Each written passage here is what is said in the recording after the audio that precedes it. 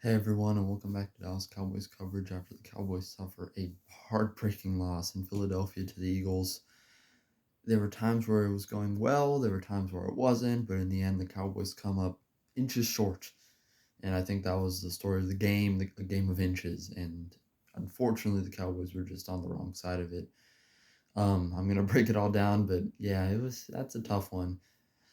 So really just, not a bad game played overall. I think you had a lot of good moments, times where you came up short, unfortunately.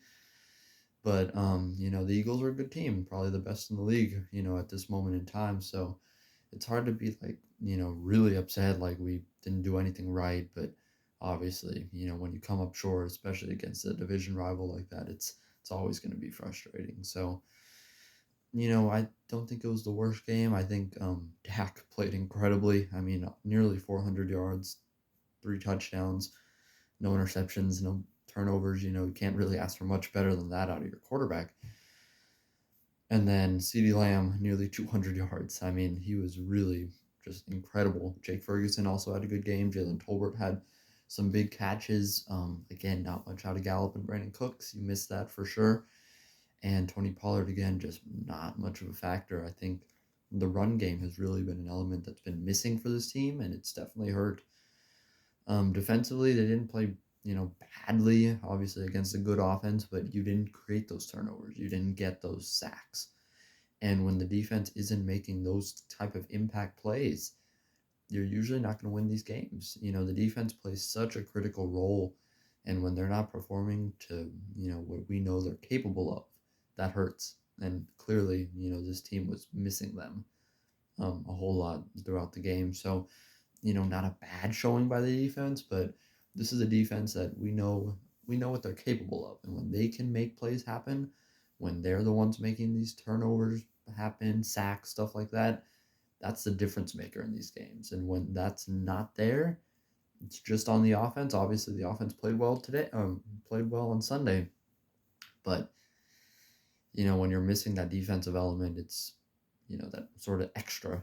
It just it sets you back a little bit. So they had that clutch fumble at the end of the game where they knocked it out when they sort of just the Eagles ran into their own offensive line or whatever, but unable to recover. See, like if bounce like that goes your way, you probably win that game, and that's was just kind of the difference in this game. Towards the end of the game, just going for it instead of kicking the field goal. I understand as the decision. I agreed with it, but they came up short. And then with the 2-point conversion, Dak reaching can't get it. And then of course the Schoonmaker grab before that, down knee right there, inches short of the goal line.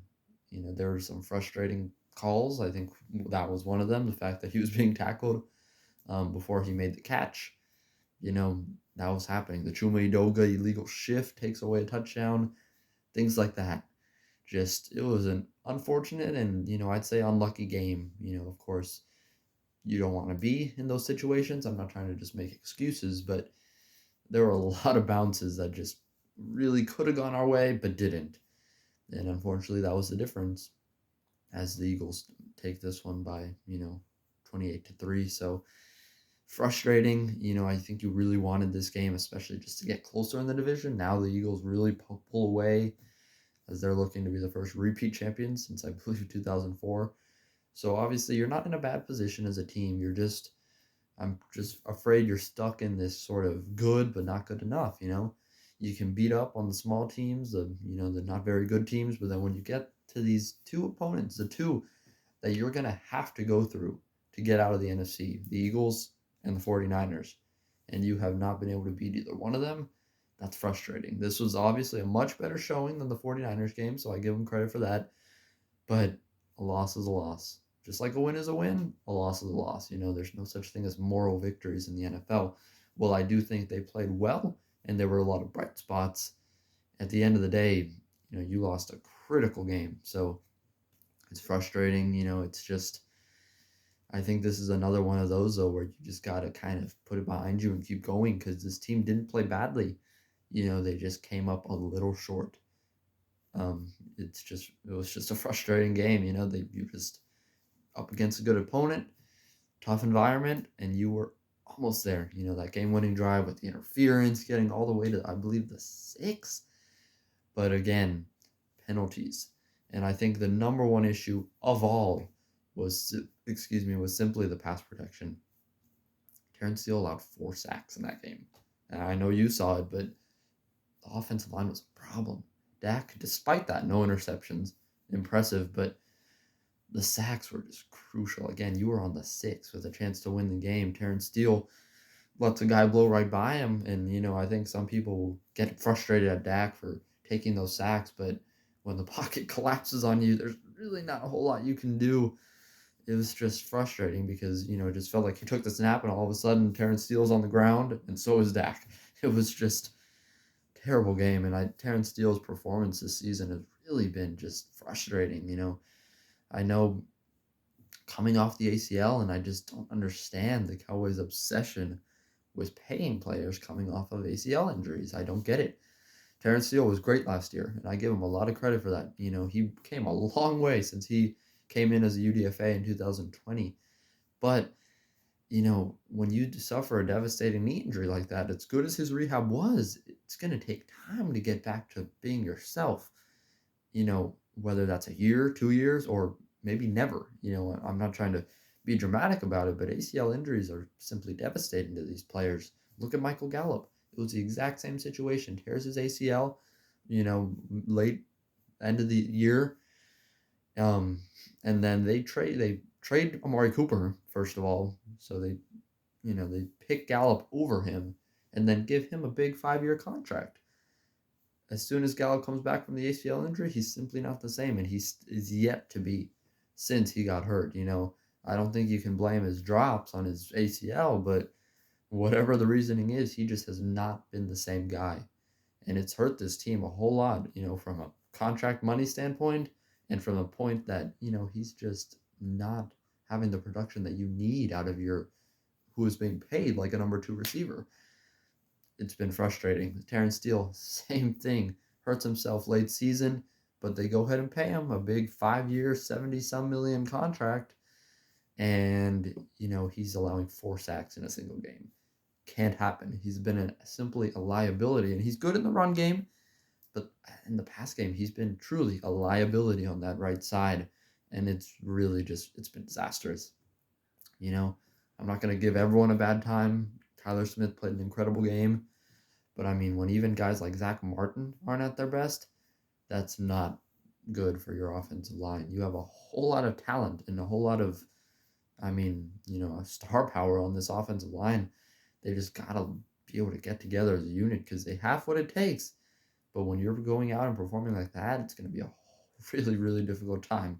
You're going to have a tough time winning games, especially against good opponents and good pass rushes like Philadelphia. So it was frustrating, I don't even know completely what to say, just all the way around. Just you had these shortcomings, you had these mistakes, these miscues, these penalties, the offensive line breaking down, coming up inches short on a 2-point conversion, coming up inches short on a touchdown catch.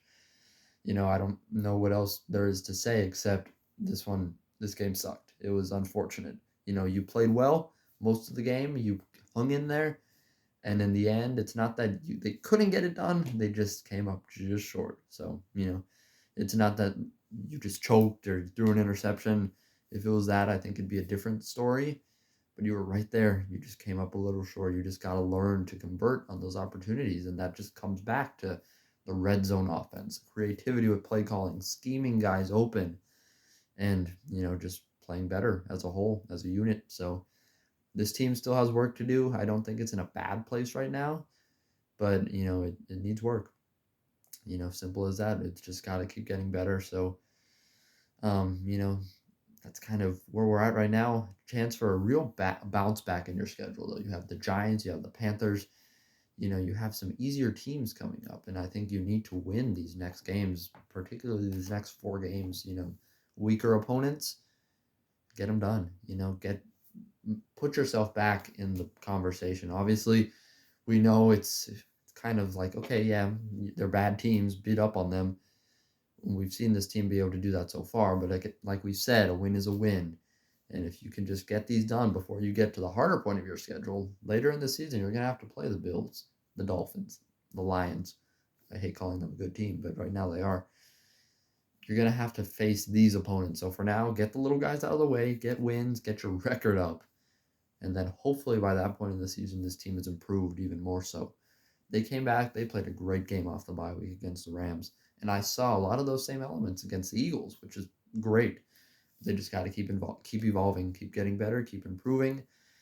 They didn't make any moves at the trade deadline. Really wish they did if you watched the last video, but it is what it is. This is our team, and we just got to do the best we can. So thanks again for watching. I did want to mention real quick the Cowboys, the one addition they did make was wide receiver Martavis Bryant. Hasn't been in the league since 2018, kind of balled out in the XFL, so, I'm not going to be mad at it. He's on the practice squad, but I think if that's the move that you think is going to put this team over the top, you're kidding yourself. So, shout out to him.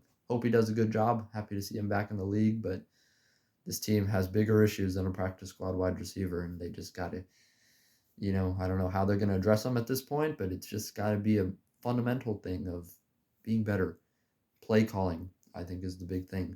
You have talent on this team. I'm not going to act like this team isn't capable of being a contender the way it is. It's come up short, and I would have liked to see them acquire someone, to make it better. But this team, roster-wise, is capable. But Tony Pollard's got to come back to playing the way he was. The offensive line has got to get better. It's got to get on track. Dak and CeeDee Lamb have been the offense. Jake Ferguson as well at points. But guys like Brandon Cooks, Michael Gallup, Tony Pollard, got to step up. We need them for this offense to be successful. It's got to be better. The defense didn't play a bad game, like I said, but your impact guys, your DeMarcus Lawrences, your Micah Parsons, your Deron Blands, they didn't step up in the way we've seen them in past games. And that's just something that we need for this. It's the X factor of this team's defense. It's championship caliber. I've said it before, and I'll continue to say it when it's at its best. But if you're not generating the pressures like you're used to, you're not getting those sacks, those interceptions, those fumbles, those turnovers, that's a whole dimension of your team that's not there. And without that, it's going to be tough to win games, especially when the offense isn't performing at full capacity. I think they were, pretty close to that against the Eagles. But if they have a struggling game, if they're not doing that well, the defense has got to pick up the slack. It's just what they've been doing for the past few years under Dan Quinn, and we missed them a whole lot against Philadelphia. So thanks again for watching. I'll see you guys next time. I think we're going to feel a lot better after the Giants game. Unfortunately for them, Daniel Jones did suffer a torn ACL. He's gone for the year. Tyrod Taylor's currently on injured reserve. Not really sure who they're going to trot out a quarterback. I'll have to check who the third string is, but I think you have a real chance to go on a run these next 4 games. But again, we know it goes deeper than that. Let's get this confidence back. Let's put together some wins. And then let's, focus for the home stretch of the season, because those are going to be some important wins that you need and some confidence, hopefully, going into a playoff run. So let's not get ahead of ourselves. Let's win these next 4 games. But, one at a time.